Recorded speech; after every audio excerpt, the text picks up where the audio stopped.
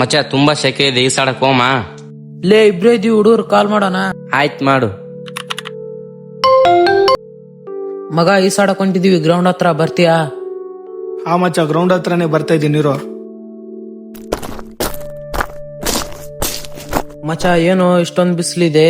ಬಾರೋ ಮಗ, ಈಸಾಡಕ್ಕೆ ಹೊಂಟಿದ್ವಲ್ಲ. ಸುರಂಗೆಲ್ಲ ಹೊಡೆದ್ ಬೇಡ ಮಚ, ಬಾವಿಯಲ್ಲಿ ಕಲ್ಲಿದೆ. 5 ನಿಮಿಷ ಬಂದೆ. ಯಾಕೋ ಮಗ ನೀ ಈಸಾಡಲ್ವಾ? ಮಚ್ಚ ಅಮ್ಮ ಕಾಲ್ ಮಾಡಿದ್ರೆ ಇರು, 5 ನಿಮಿಷ ಹೋಗಿ ಬರ್ತೀನಿ. ಲೇ ನೀರಲ್ಲಿ ಮುಟಾಟ ಆಡೋಣ. ಎಲ್ರು ಪಾಂಚರ್ ಹಾಕೊಂಬರ್ರಿ.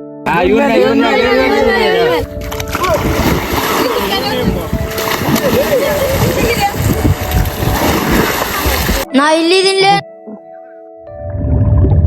ಮಚ ಒಳಗಡೆ ಕಲ್ಲಿದೆ, ಸುರಂಗೆಲ್ಲ ಹೊಡ್ಯಕ್ ಹೋಗ್ಬೇಡ. ಎಂತೆಂತ ಬಾಯಿಲ್ ಆಡಿದೀನಿ, ಇದೆ ಅಲ್ಲಕ್ಕ ಬಿಡು. ಅಲ್ಲಿದೆ, ಬೇಡ ಬೇಡ ಮಚ್ಚ, ಬೇಡ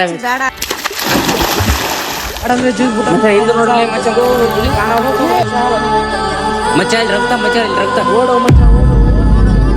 ಮಚ್ಚ ಕೈ ಹಿಡ್ತೀನಿ. ನಾ ಕಾಲು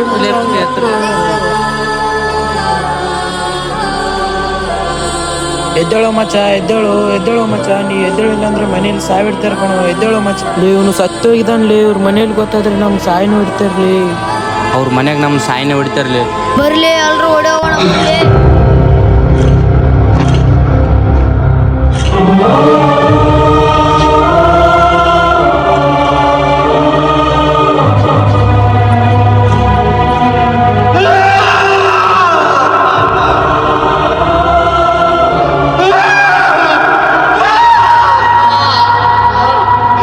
ಹಾಯ್ ಎಲ್ರಿಗೂ ನಮಸ್ಕಾರ. ಇದು ಒಂದು ರೀಲ್, ಬಟ್ ರಿಯಾಲಿಟಿ ಆಗಿ ಕಣ್ಣೆದ್ರಿಗೆ ನಡೆದಿರೋಂಥ ಒಂದು ಘಟನೆ ಇದು. ಈ ಬೇಸಿಗೆ ಟೈಮಲ್ಲಿ ನೀರ್ ಕಂಡಲ್ಲೆಲ್ಲ ಈಜಾಡ್ಬೇಕು ಅನ್ಸ್ತಿರ್ತ.